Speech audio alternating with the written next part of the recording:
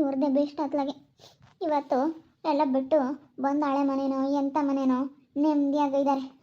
ಗಂಡ ಹೆಂಡತಿ ಇಬ್ರು. ಅವಣ್ಣನು ಕೆಲ್ಸಕ್ಕೆ ಹೋಗುತ್ತೆ, ಇವಕ್ಕನು ಏನೋ ಮನೇಲೇನೋ ಕೆಲಸ ಮಾಡ್ಕೊಂಡು ನೆಮ್ಮದಿಯಾಗಿದ್ದಾರೆ. ಇವತ್ತು ನಮ್ಮದೇ ಹೇಳ್ಬಾರ್ದು. ಯಾಕಾದ್ರೂ ಮದುವೆ ಆದ್ನೋ ಏನೋ ಅಂತ ಅನ್ನಿಸ್ತೈತೆ. ನಿಜವಾಗ್ಲೂ ಸಿಕ್ಕಾಪಟ್ಟೆ ಬೇಜಾರಾಗ್ತೈತೆ ನನಗಂತೂ. ಯಾಕಾದ್ರೂ ಹಿಂಗೆ ಮಾಡ್ಕೊಬಿಟ್ನಪ್ಪ ಅಂತ ಅನ್ನಿಸ್ತೈತೆ. ನನಗಷ್ಟು ಬೇಜಾರಾಗ್ತೈತೆ. ಇವು 2-3 ದಿವಸ ಅಂತೂ ಸಿಕ್ಕಾಪಟ್ಟೆ ಬೇಜಾರಾಗೈತೆ. ಇವಾಗ ನಮ್ಮಪ್ಪ ನಮ್ಮಮ್ಮನ ಹತ್ರ ಹೇಳ್ಕೊಂಡ್ರೆ ಮರ್ಯಾದೆ ಇರಲ್ಲ. ನಮ್ಮಪ್ಪನ ಮಾತು ಕೇಳಬೇಕಾಗಿತ್ತು ಅಂತ ಅನ್ನಿಸ್ತೈತೆ ನನಗೆ. ಸಾನ್ವಿ ಆದಿ ಕೆಲ್ಸಕ್ಕೆ ಹೋದ್ನಾ? ಆ ಲಕ್ಷಕ್ಕ ಇವಾಗಿನ ಹೋದ್ರು. ಯಾಕಕ್ಕ? ಅಲ್ಲ ಓದ್ನ ಹೆಂಗೋ ಅಂತ. ಗೋಪಿ ಯಾವಾಗಲೇ ಫೋನ್ ಮಾಡಿದ್ರು, ಸ್ವಲ್ಪ ಇವತ್ತೇನೋ ರಶ್ ಐತಂತೆ, ಇವತ್ತು ಬೇರೆ ಅಲ್ಲಿ ಸಂತೆ ಅಲ್ಲ, ಅದಕ್ಕೆ ಸ್ವಲ್ಪ ಜನ ಜಾಸ್ತಿ ಬೇಗ ಬರೋದು ಕೇಳು ಅಂತ ಫೋನ್ ಮಾಡಿದ್ರು ಗೋಪಿ ಅವರು. ಅದಕ್ಕೆ ನಾನು ಬಂದೆ ಹೇಳೋಣ ಅಂತ. ಇವರು ಹಂಗೆ ಈ ಲಕ್ಷ ನಾನು ನೆಮ್ಮದಿಯಾಗಿದ್ದಾರೆ.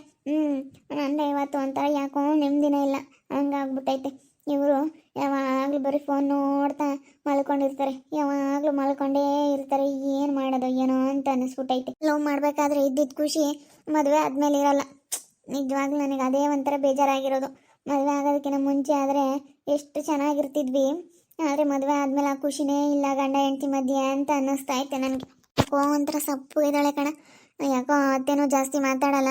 ಇಬ್ಬರು ಏನು ಅತ್ತೆ ಸೊಸೆ ಜೊತೆಗೆ ಓಡಾಡ್ತಾ ಇದ್ದವರು ಈಗ ಏನು ಜಾಸ್ತಿ ಜೋರಾಗಿ ಓಡಾಡ್ತಾ ಇಲ್ಲ. ಲಕ್ಷ ಅಂತ ಎಲ್ಲ ಗೊತ್ತಾಗಿರುತ್ತೆ ಅವ್ನ ಬಂಡವಾಳ ಏನು ಅಂತ. ಅದಕ್ಕೆ ಫಸ್ಟಿಗೆ ಬಂದಾಗ 1-2 ದಿವಸ ಹಂಗೆ ಹಾರಾಡ್ತಾರೆ, ಆಮೇಲೆ ಸುಮ್ಮನೆ ಆಗ್ತಾರೆ ತಗ.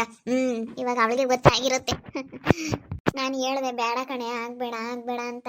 ಈಗ ನಾನು ಅನುಭವಿಸಿದ್ದೀನಿ, ನೀನು ಅನುಭವಿಸೋದು ಬೇಡ. ನಾನೇ ಮದುವೆ ಆಗಿ ನೋಡಿ ಎಷ್ಟು ಕಷ್ಟಪಟ್ಟಿದ್ದೀನಿ, ಭಾಳ ಕಷ್ಟ, ಬೇಡ ಅಂತ ನಾನು ಹೇಳಿದ್ದೀನಿ.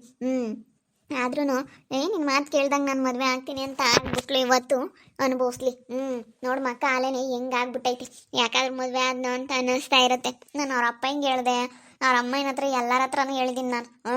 ಇವಳೇ ಬಂದಿದ್ಲಲ್ಲ ನಮ್ಮ ಮನೆಗೆ, ಇವಳಿಗೆ ಹೇಳಿದ್ದೀನಿ ಡೈರೆಕ್ಟಾಗಿ ಬೇಡ ಕಣೆ, ಆಗಬೇಡ, ದುಡಿಯಲ್ಲ ಏನಿಲ್ಲ ಇಂಥವ್ರನ್ನ ಕೊಟ್ಕೊಂಡು ಅನ್ನೋದಕ್ಕಿಂತ ಸುಮ್ಮನೆ ಯಾರನ್ನಾದ್ರೂ ಚೆನ್ನಾಗಿರೋದು ನೋಡಿ ಮದುವೆ ಆಗಿ ನಿಮ್ಮ ಜೀವನ ಚೆನ್ನಾಗಿರೋದು ನೋಡ್ಕೊಳಮ್ಮ. ಸುಮ್ಮನೆ ಏನಕ್ಕೆ ನೀವು ಈ ರೀತಿ ಎಲ್ಲ ಇದು ಮಾಡ್ಕೊಂತೀರಾ ಅಂತೇಳಿ ಹೇಳಿದ್ದೀನಿ.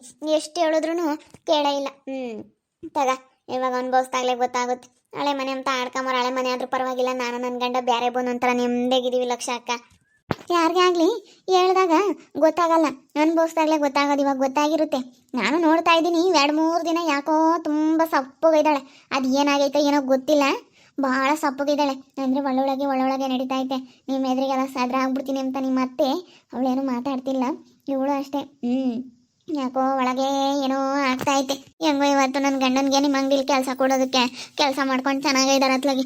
ಹೆಂಗೋ ನಿಮ್ಮ ಸವಾಸ ಮಾಡೋದಕ್ಕೆ ನಾನು ಇವತ್ತೊಂದು ಸ್ವಲ್ಪ ದಾರಿಗೆ ಬಂದೆ.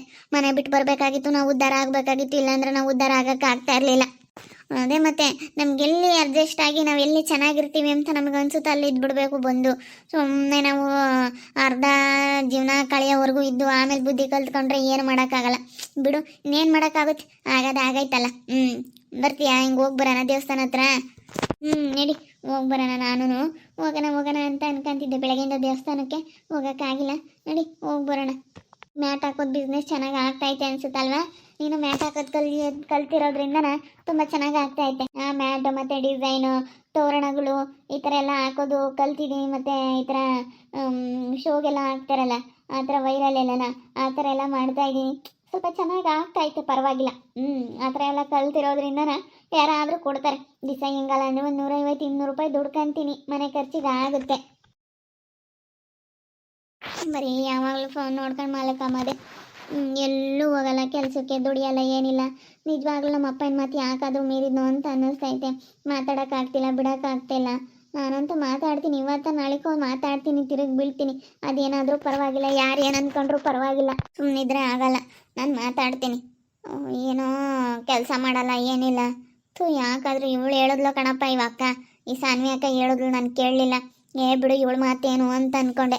ಆದರೆ ಇವಾಗ ನಾನು ಇವ್ರ ಮಾತೆಲ್ಲ ಕೇಳಬೇಕಾಯ್ತು, ನಮ್ಮ ಅಪ್ಪನ ಮಾತು ಕೇಳಬೇಕಾಯ್ತು ಅಂತ ಅನ್ನಿಸ್ತೈತೆ. ನಿಜವಾಗ್ಲೂ ಮದುವೆ ಆಗಿ ಬಂದು 1 ವಾರ ಖುಷಿಯಾಗಿದ್ದೆ. ಇವಾಗಂತೂ ಒಂಥರ ನೆಮ್ಮದಿನೇ ಇಲ್ಲ, ಹಂಗಾಗ್ಬಿಟ್ಟೈತೆ. ಮಾತಾಡಿದ್ರೆ ಗಳಪ್ಪು ಮಾತಾಡ್ತಾಳೆ ಅಂತಾರೆ ಅಂತ ಸುಮ್ಮನೆ ಇದ್ದೀನಿ. ಮಾತಾಡೋದು ಬೇಡಣ ಅಂತ ನೋಡೋಣ ಏನು ಮಾಡ್ತಾ ಇದ್ದಾರೆ ಅಂತ.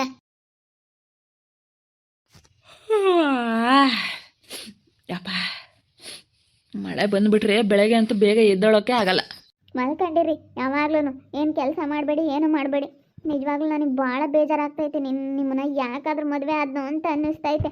ಯಾಕೆ ಏನಾಯಿತು? ನಾನು ಏನು ಮಾಡಿದೆ? ಹಾಂ, ಮಳೆ ಬರಬೇಕಾದ್ರೆ ಎದ್ದೇಳೋಕ್ಕಾಗಲ್ಲ, ಸಿಕ್ಕಾಪಟ್ಟೆ ನಿದ್ದೆ ಬರ್ತೈತೆ, ಮಲ್ಕೊಳ್ಳೋಣ ಅನಿಸುತ್ತೆ. ಏನು ಮಾಡಲಿ ಹೇಳು? ನನಗಾಗ ಅಂಥದ್ದು ಹೇಳ್ತೀನಪ್ಪ. ನನಗೆ ಈ ಮಳೆಗಾಲದಲ್ಲಂತೂ ಕೆಲ್ಸಕ್ಕೆ ಹೋಗೋಕ್ಕೆ ಆಗಲ್ಲ. ಯಾಕಂದರೆ ಬೆಳಗ್ಗೆ ಟೈಮ್ ತಣ್ಣಗಾಗಿರುತ್ತೆ, ನೆಮ್ಮದಿಯಾಗಿ ನಿದ್ದೆ ಮಾಡೋಣ ಅಂತ ಅನಿಸುತ್ತೆ. ಎಲ್ಲೂ ಮಳೆ ಬರಬೇಕಾದ್ರೆ ಅಂತ ಆಚೆ ಹೋಗೋಕ್ಕಾಗಲ್ಲ. ಮನೇಲಿ ಇಟ್ಕೊಂಡು ಬಿಸಿ ಬಿಸಿದೇನಾದ್ರೂ ಬಿಸಿ ಖಾರವಾಗಿರೋಂಥದ್ದು ತಿನ್ನೋಣ ಅಂತ ಅನ್ನಿಸ್ತಾ ಇರುತ್ತೆ. ಈ ಥರ ಫೀಲಿಂಗ್ ಆಗ್ತಾ ಇರುತ್ತಮ್ಮ. ಏನು ಮಾಡೋದು? ಕೆಲ್ಸಕ್ಕೆ ಹೋಗು ಅಂತಂದರೆ ಆಗಲ್ಲ. ಸುಮ್ಮನಿರು, ನಿನ್ಗೆ ಯಾಕೆ? ನನಗಂತೂ ನಿಜವಾಗ್ಲೂ ಸಿಕ್ಕಾಪಟ್ಟೆ ಬೇಜಾರಾಗ್ತೈತೆ. ಯಾಕಾದ್ರೂ ಮದುವೆ ಆದ್ನೋ ನಿಮ್ಮನ್ನ ಅಂತ ಅನ್ನಿಸ್ತೈತೆ. ಭಾಳ ಬೇಜಾರಾಗ್ತೈತೆ. ಹೆಂಗೋ ನಮ್ಮಪ್ಪ ಏನು ಮಾತು ಕೇಳಿದ್ರೆ ಚೆನ್ನಾಗಿರ್ತಿದ್ದೆ.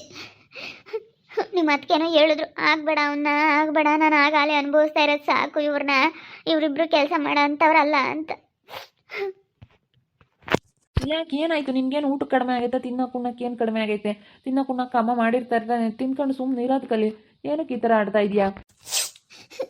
ಏನೋ ಒಂಥರ ನನಗಂತೂ ಎಲ್ಲ ನೀವು ಮದುವೆ ಆಗೋದಕ್ಕಿಂತ ಮುಂಚೆ ತುಂಬ ಚೆನ್ನಾಗಿದ್ರಿ ನನ್ನ ಜೊತೆ. ಮದುವೆ ಆದಮೇಲೆ ಆ ಪ್ರೀತಿ ಇಲ್ಲ. ನನಗೆ ಭಾಳ ಬೇಜಾರಾಗ್ತೈತೆ. ಅವಾಗ ಏನು ಕೇಳಿದ್ರು ಕೊಡಿಸ್ತಾ ಇದ್ರಿ, ಏನು ಬೇಕಂದ್ರೂ ತಗೊಂಬರ್ತಿದ್ರಿ ತಿನ್ನೋಕ್ಕೆ ಆಗಲಿ. ಈಗ ಏನಾದ್ರು ತಗೊಂಬರ್ರಿ ಅಂತಂದರೆ ತಗೊಂಬರಲ್ಲ. ಏನಾದ್ರೂ ಇವಾಗ ನಾನು ಎಲ್ಲಾದರೂ ಪಾರ್ಲರ್ಗೆ ಹೋಗ್ಬೇಕು, ಏನಾದ್ರೂ ತಗೋಬೇಕು, ದುಡ್ಡು ಕೊಡ್ರಿ ಅಂತಂದ್ರೂ ದುಡ್ಡು ಕೊಡಲ್ಲ. ಪಾರ್ಲರ್ಗೆ ಹೋಗ್ಬೇಕು ನಾನು ಅಂತ ಕೇಳ್ತಾನೆ ಇದ್ದೀನಿ, ನೀವು ಕೊಡ್ತಾನೆ ಇಲ್ಲ. ಏನು ಮಾಡೋದು? ನನಗೆ ಭಾಳ ಬೇಜಾರಾಗ್ತೈತೆ. ಏನಕ್ಕೆ ಪಾರ್ಲರ್ಗೆ ಹೋಗ್ತೀಯ ನೀನು? ಹಾಂ, ಮದುವೆ ಆಗೈತೆ ತಾನೇ? ಮದುವೆ ಆದಮೇಲೆ ಇನ್ಯಾರು ನೋಡ್ತಾರೆ ನಿನಗೆ? ಏನಕ್ಕೆ ಪಾರ್ಲರ್ಗೆ ಹೋಗ್ತೀಯಾ? ಹಾಂ, ಮದುವೆ ಆದಮೇಲೆ ಇನ್ನೇನೈತೆ ಹೇಳು? ನನ್ನ ಪ್ರಕಾರ ಏನಕ್ಕೆ ಪಾರ್ಲರ್ಗೆ ಹೋಗ್ತೀಯ ನೀನು? ಯಾರು ನೋಡಬೇಕು? ನಾನು ನೋಡ್ತಿದ್ದೀನಿ ತಾನೆ. ನೀನು ಹೆಂಗಿದ್ರು ನನಗೆ, ನಿನೀಗ ಐಬ್ರೋ ಮಾಡಿಸ್ಕೊಂಡಿಲ್ಲ ಅಂದರೂ ಚೆನ್ನಾಗಿ ಕಾಣ್ತೀಯ, ಹೇರ್ ಕಟ್ ಮಾಡಿಸ್ಲಿಲ್ಲ ಅಂದರೂ ಚೆನ್ನಾಗಿ ಕಾಣ್ತೀಯ, ಫೇಶಿಯಲ್ ಮಾಡಿಸ್ಲಿಲ್ಲ ಅಂದರೂ ಚೆನ್ನಾಗಿ ಕಾಣ್ತೀಯ. ನನಗೆ ಇಷ್ಟ ಆದರೆ ಸಾಕು. ಇನ್ನೇನು ಬೇರೆಯವ್ರು ಯಾರಿಗೆ ಇಷ್ಟ ಆಗ್ಬೇಕು ನೀನು? ಹಾಂ, ಯಾರು ನೋಡಲಿ ಅಂತ ಮಾಡಿಸ್ತೀಯ ಇದೆಲ್ಲನ? ಇದೆಲ್ಲ ಮಾಡಿಸ್ಬೇಡ. ಬೇಡ ಬೇಡ ಅಂದರೆ ಬೇಡ ಅಷ್ಟೇ. ನೋಡು, ಮುಂಚೆ ಆಗಿದ್ರೆ ಎಷ್ಟು ಚೆನ್ನಾಗಿ ನಾನು ಏನಾದರೂ ಕೇಳಿ ಹೋಗು, ಮಾಡಿಸ್ಕೊ ಹೋಗು, ತಗೋ ಹೋಗು ಅಂತ ಹೇಳಿ ಎಷ್ಟೆಲ್ಲ ಹೇಳ್ತಿದ್ದವರು. ಆ ಪ್ರೀತಿನೇ ಇಲ್ಲ. ಮದುವೆ ಆದಾಗಿಂದ ಆ ಪ್ರೀತಿ ಅನ್ನೋದು ಹೊರಟೋಗ್ಬಿಟ್ಟೈತೆ. ಆ ಪ್ರೀತಿ ಅನ್ನೋದೇ ಇಲ್ಲ. ಮದುವೆ ಆದಾಗಿಂದ ಆ ಪ್ರೀತಿ ಅನ್ನೋದೇ ಇಲ್ಲ. ನನಗೆ ಅದೇ ಬೇಜಾರಾಗ್ತೈತೆ. ಯಾಕಾದರೂ ಮದುವೆ ಆದ್ನೋ ಅಂತ ಅನ್ನಿಸ್ತೈತೆ ನನಗೆ. ಲವ್ ಮಾಡ್ಬೇಕಾದ್ರೆ ಇದ್ದಿದ್ದ ಪ್ರೀತಿ ಇವಾಗಿಲ್ವಲ್ಲ ಅಂತ ಭಾಳಕ್ಕೂ ಬೇಜಾರಾಗ್ತೈತೆ. ಆಗಲಿ ಒಂದೇ ಥರ ಇರೋಕ್ಕಾಗುತ್ತೆ? ನಿಂದೆ ಒಂದು ಗಾದಿ ಅಮ್ಮ. ಮತ್ತೆ ನನಗಂತೂ ಭಾಳ ಬೇಜಾರಾಗ್ತೈತೆ. ಯಾಕಾದ್ರೂ ಮಾಡ್ಕೊಂಡು ಏನೋ ಅಂತ ಅನ್ನಿಸ್ತೈತೆ.